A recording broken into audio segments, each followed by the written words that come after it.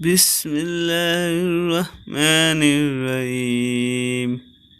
صحیح بخاری شریف۔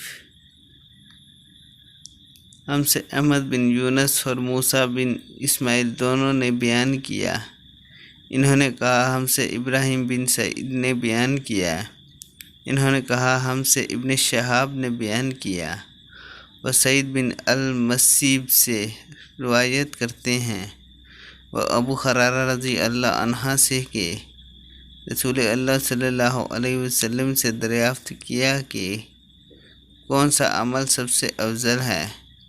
آپ صلی اللہ علیہ وسلم نے فرمایا اللہ اور اس کے رسول پر ایمان لانا۔